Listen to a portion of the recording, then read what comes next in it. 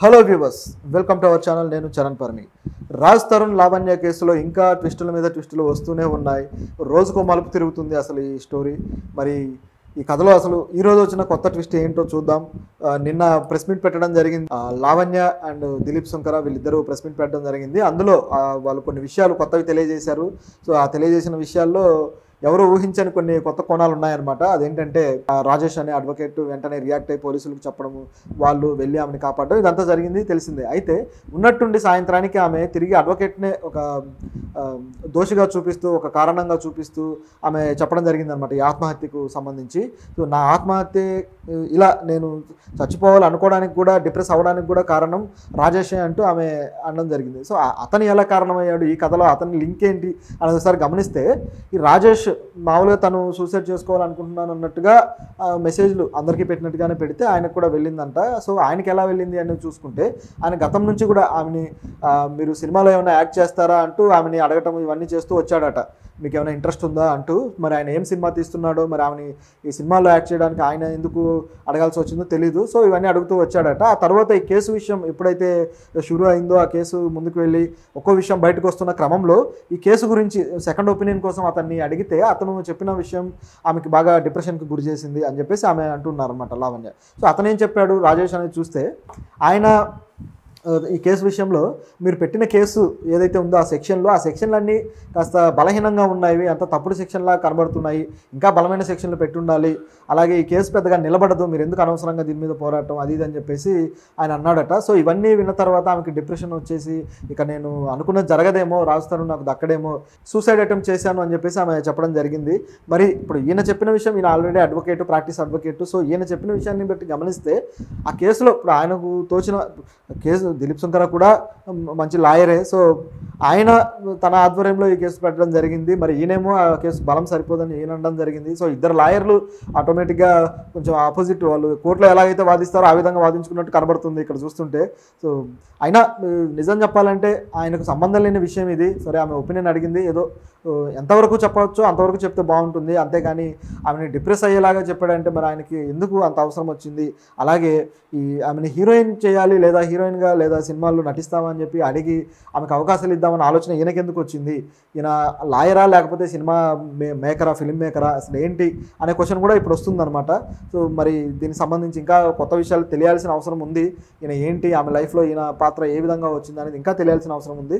అయితే ఇదొకటైతే, ఇది కాకుండా మరొక విషయం ఏంటంటే, ఈ విషయం మొత్తం ఈ కథంతా నడుస్తుండగా సడన్గా రాజ్ తరుణ్ ఫ్రెండ్స్, రాజ్ తరుణ్ సన్నిహితులు బయటకు వచ్చారు. వాళ్ళు వచ్చి కొన్ని విషయాలను మళ్ళీ చెప్పడం జరిగింది. సో ఈ విషయాలు ఏంటనేది చూస్తే, మనకు అందరికీ బాగా తెలిసిన యాంకర్ శేఖర్ భాష, ఆయన గతంలో యాంకర్గా మంచి పేరున్న వ్యక్తి. ఈ మధ్యకాలంలో వేరే ఇష్యూలో, వేరే ఒక వివాదంలో ఆయన తన వ్యూ అంతా పంచుకోవడం జరిగింది ఆయన పర్సనల్ లైఫ్కి సంబంధించి. సో అయితే ఇప్పుడు ఈ విషయానికి సంబంధించి ఆయన మళ్ళీ ముందుకు వచ్చారనమాట. సో రాజ్ తరుణ్ తనకు సన్నిహితుడే కాబట్టి అక్కడ జరిగిన విషయంలో కొన్ని ప్రశ్నలకు ఆయన సమాధానాలు ఇచ్చారు. అదేంటంటే, ముఖ్యంగా ఈ డ్రగ్స్ కేసు సంబంధించి మీకు డ్రగ్స్ అలవాట్లు ఉందనేది వాస్తవమేలాగే కనబడుతుంది. ఎందుకంటే కేవలం పోలీసులు ఆమె అప్పుడే యుఎస్ నుంచి రావడము, ఆమెను అరెస్ట్ చేయడము అప్పుడే జరిగిన సంఘటన కాదది. ఈ డ్రగ్స్ కేసులకు సంబంధించి పోలీసులు ఆమెను ఇంతకు ముందు కూడా 2-3 సార్లు ఆమెని ఎంక్వైరీ కోసం ప్రయత్నించడము, ఆమె దొరక్కపోవడము, అట్లా ఆమెని వాళ్ళు ఒక ఇన్వెస్టిగేటివ్ మోడ్లో తీసుకొని ఆ తర్వాత చివరికి ఆ ఎయిర్పోర్ట్లో దొరకడం జరిగింది అంటూ ఆయన చెప్పడం జరిగింది. సో గతం నుంచి కూడా పోలీసులు ఆమెని తరుముతున్నారు, ఆమె డ్రగ్ కేసులో ఆమె ఉంది అనేది ఆయన బలంగా చెప్తున్న మాట. సో ఇదిలా ఉంటే, రాజ్ తరుణ్ ఆమెని డ్రగ్స్ కేసు వల్ల, ఈ డ్రగ్ ఎడిక్షన్ వల్ల వదిలేశాడు అన్న విషయానికి కూడా ఈయన చెప్పేది నిజమే. మరి ఏం చేస్తారు, మరి వదిలేక డ్రగ్స్ కేసు అనేది ఎంత డేంజర్, అలాగే డ్రగ్ ఎడిక్షన్ అనేది, ఒక వ్యక్తి డ్రగ్ ఎడిక్షన్లో ఉంటే ఆ వ్యక్తి ఎంత పైశాచికంగా ఆలోచిస్తారు, లేదా ఆ వ్యక్తి ఎలా ప్రవర్తిస్తారు అంటే, ఒక వాళ్ళ మనసు లేదా వాళ్ళ బ్రెయిన్ అనేది వాళ్ళ ఆధీనంలో లేకుండా వాళ్ళు ప్రవర్తించే తీరు కానీ, వాళ్ళ బ్రెయిన్ అనేది డ్రగ్ ఆధీనంలోకి వెళ్ళిపోయి వాళ్ళు కాస్త వికృతంగా ప్రవర్తించడం, కాస్త ఇబ్బందికరంగా ప్రవర్తించే పరిస్థితులు ఉంటాయి. అలాంటి టైంలో ఆమె ఏదైనా కత్తి తీసుకొని సడన్గా వికృతమైన ఆలోచనతో సడన్గా పొడి చేస్తే పరిస్థితి ఏంటి అన్నట్టుగా ఈయన క్వశ్చన్ చేస్తున్నాడు అనమాట. సో మరి నిజం చెప్పాలంటే డ్రగ్స్ తీసుకునే వాళ్ళు ఒకవేళ దొరక్కపోతే, ఆ డ్రగ్స్ అనేవి దొరక్కపోతే నిజంగానే అలాంటి పరిస్థితి వచ్చే పరిస్థితి ఉంటుంది. ఎందుకంటే వాళ్ళని వాళ్ళు కూడా హింసించుకుంటుంటారు అనమాట. సో అది వాళ్ళకు ఒక రకమైన సాటిస్ఫాక్షన్ ఇచ్చే పరిస్థితి అనమాట. సో డ్రగ్ ఎడిక్షన్ అనేది ఒక మనిషిని మానసికంగా ఎంత అతన్ని తన ఆధీనంలోకి తీసుకుంటుంది, ఎంత వికృతంగా తయారు చేస్తుంది అనేది అందరికీ తెలిసిందే, ఇప్పుడు చాలా సినిమాల్లో కూడా అందరం చూసాం. సో ఆయన చెప్పిన వెర్షన్ కరెక్టే, కానీ అసలు ఆమెకు డ్రగ్స్ అలవాటు ఉందా లేదా, డ్రగ్ ఎడిక్షన్ అలవాటు ఉందా లేదా అనేది మాత్రం ఇంతవరకు క్లారిఫికేషన్ ఏం లేదు. ఆమె నాకు ఏ అలవాటు లేదని చెప్పేసి ఆమె అంటున్నారు. మరి వీళ్ళు డ్రగ్స్ అలవాటు ఉంది, డ్రగ్ ఎడిక్షన్ ఉంది అన్నదానికి వీళ్ళ దగ్గర ఒక ప్రూఫ్ కూడా లేదు. ఆ కేసు ఏదో పెట్టారు, తర్వాత అది ప్రూవ్ అవ్వాలి, ఇంకా కోర్టులో నడుస్తూ ఉంది కాబట్టి ఆమె బెయిల్ మీద వచ్చారు. దీనికి కూడా అతను చెప్పడం ఏంటంటే ఆమె బెయిల్ మీద వచ్చారు, ఆమె ఏమీ పోలీసులు వదిలేయలేదు ఆమెని, బెయిల్ మీద వచ్చిన వ్యక్తి పోలీసులు నన్ను వదిలేశారన్నట్టు చెప్పుకుంటే ఎలాగా, నేనే తప్పు చేయలేదని చెప్పుకుంటే ఎలాగా, ఇంకా 15 రోజులు బెయిల్ ఉంటుంది, తర్వాత మళ్ళీ ఆమె బెయిల్ తెచ్చుకోవాల్సి ఉంటుంది, ఈ విధంగా సాగుతూ ఉంది. సో ఆమె ఆల్రెడీ కేసులో ఉన్నారు, డ్రగ్స్ కేసులో అని ఆయన చెప్పడం జరిగింది. అది వాస్తవమే కావచ్చు, కానీ దానికి సంబంధించిన ప్రూఫ్లు ఏదైనా ఉంటే అవి చూపించి మాట్లాడాలి, కానీ కేవలం ఆరోపణలాగా ఇప్పుడు ఆమె ఎలాగైతే ఆమె మాట్లాడుతూ ఉన్నారో అలాగే ఇతను ఆరోపణలు చేసుకుంటూ పోతే అది తేలదనమాట. దేనికైనా ప్రూఫ్ అనేది ఇంపార్టెంట్. సో ప్రూఫ్ లేకుండా ఇదంతా జరిగే అవకాశం లేదు. మరి పోలీసులు దానికి సంబంధించిన ఇన్వెస్టిగేషన్ చేస్తున్నారా, ఇప్పుడు రివర్స్ కేసు ఎవరు పెట్టలేదు ఇప్పుడు ఆమెకు సంబంధించి. సో మరి ఏంటి, పోలీసులు ఇంతవరకు ఆమెను అరెస్ట్ చేసిన తర్వాత, ఈ డ్రగ్స్ కేసులు అరెస్ట్ చేసిన తర్వాత ఇప్పటిదాకా దానికి సంబంధించిన ప్రూఫ్లు ఏం సాధించారు, పోలీసులు అవి ఏమైనా బయట పెట్టారా మీడియా ముందు అంటే ఇప్పటిదాకా అది కూడా ఏం లేదు. మరి వాళ్ళు ఎందుకు బయట పెట్టలేదు, ఇది ఏం జరుగుతుంది, నిజంగానే ఇది ఎవరైనా ఇన్ఫ్లుయెన్స్తో పెట్టిన కేసా అనే అనుమానాలు కూడా వస్తున్నాయి. ఎందుకంటే ఒక కేసు పెట్టిన తర్వాత అది డ్రగ్ పెడ్లర్స్ కావచ్చు, తర్వాత డ్రగ్ స్మగ్లింగ్ కావచ్చు, లేదా డ్రగ్ ఎడిక్షన్ కావచ్చు, ఏదైనా సరే దానికి సంబంధించి తర్వాత దర్యాప్తుల్లో ఏ విషయాలు అయితే తేలుతాయో అవన్నీ కూడా మీడియా ముందుకు తీసుకొచ్చి పెట్టాలి కదా. ఆ కేసులో అవన్నీ బలమైన సాక్ష్యాలుగా ఉంటాయి కదా. మరి ఆ ప్రయత్నం పోలీసులు ఇప్పటిదాకా చేశారా, చేయకపోతే ఎందుకు చేయలేదు అనే అనుమానాలు కూడా వస్తున్నాయన్నమాట. సో ఈ కేసు విషయంలో ఇంకా ఏమేమి ట్విస్టులు ఉన్నాయో చూడాలి. ఇది కాకుండా ఇక మరొక విషయం ఉంది. మరో ట్విస్ట్ ఏంటంటే ఈ కేసులో రాజ్ తరుణ్ ఈమెకి డబ్బులు, తను కొన్ని కోట్ల రూపాయల డబ్బులు ఇచ్చి ఆమెను వదిలించుకోవడానికి ప్రయత్నం చేసినట్టుగా అతని తరపు నుంచి కొంతమంది వ్యక్తులు ఆమెకు ఫోన్ చేసినట్టుగా ఆమె నిన్న సాయంత్రం ప్రెస్ మీట్లో చెప్పడం జరిగింది, ఆ అడ్వకేట్స్తో కలిసి ఇచ్చిన ప్రెస్ మీట్లో.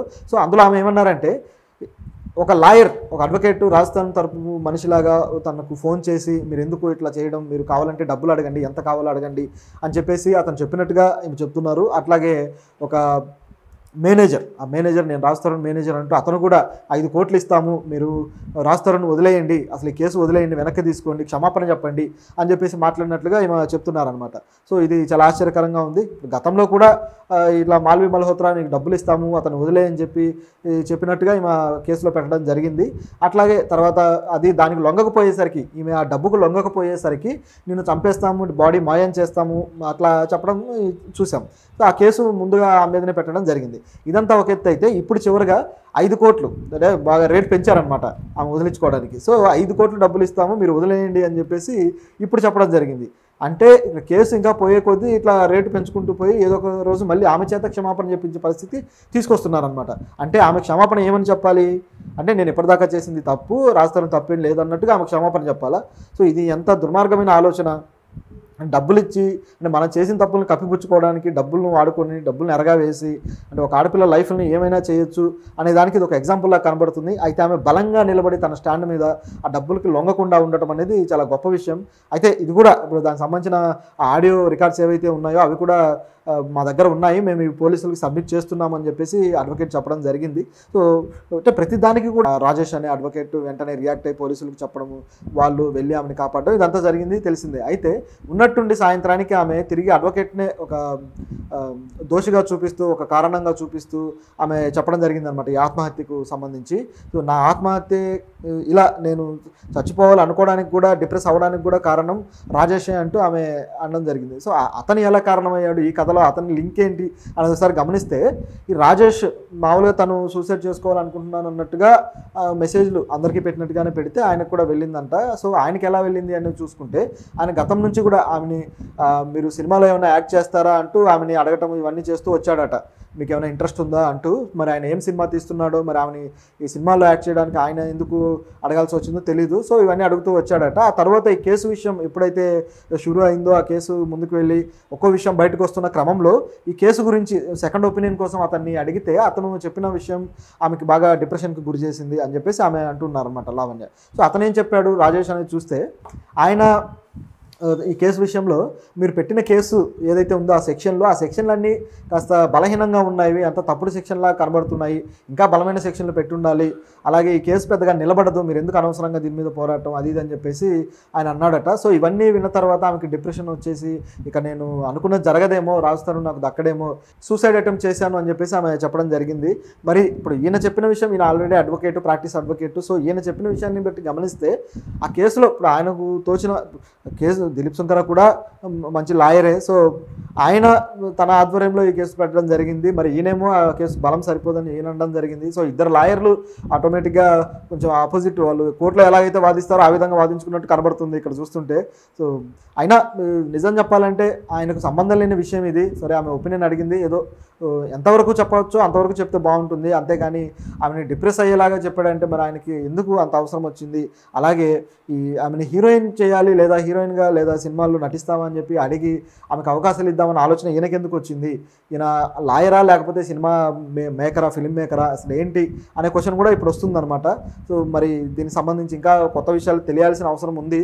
ఈయన ఏంటి, ఆమె లైఫ్లో ఈయన పాత్ర ఏ విధంగా వచ్చింది అనేది ఇంకా తెలియాల్సిన అవసరం ఉంది. అయితే ఇదొకటైతే, ఇది కాకుండా మరొక విషయం ఏంటంటే, ఈ విషయం మొత్తం ఈ కథంతా నడుస్తుండగా సడన్గా రాజ్ తరుణ్ ఫ్రెండ్స్, రాజ్ తరుణ్ సన్నిహితులు బయటకు వచ్చారు. వాళ్ళు వచ్చి కొన్ని విషయాలను మళ్ళీ చెప్పడం జరిగింది. సో ఈ విషయాలు ఏంటనేది చూస్తే, మనకు అందరికీ బాగా తెలిసిన యాంకర్ శేఖర్ భాష, ఆయన గతంలో యాంకర్గా మంచి పేరున్న వ్యక్తి. ఈ మధ్యకాలంలో వేరే ఇష్యూలో, వేరే ఒక వివాదంలో ఆయన తన వ్యూ అంతా పంచుకోవడం జరిగింది ఆయన పర్సనల్ లైఫ్కి సంబంధించి.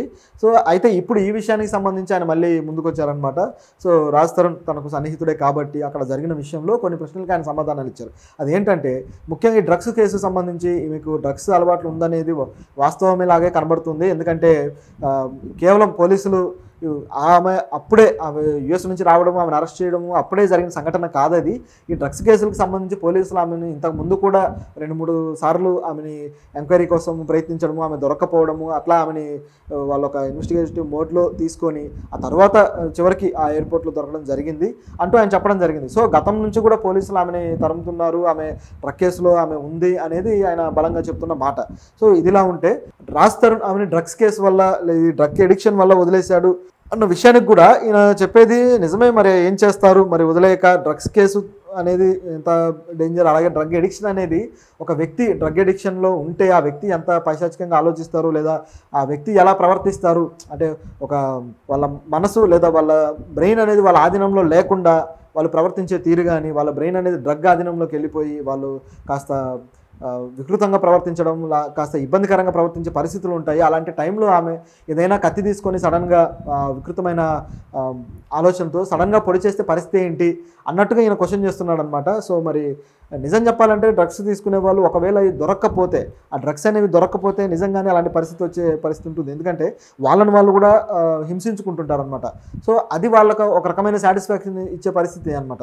సో డ్రగ్ ఎడిక్షన్ అనేది ఒక మనిషిని మానసికంగా ఎంత అతన్ని తన ఆధీనంలో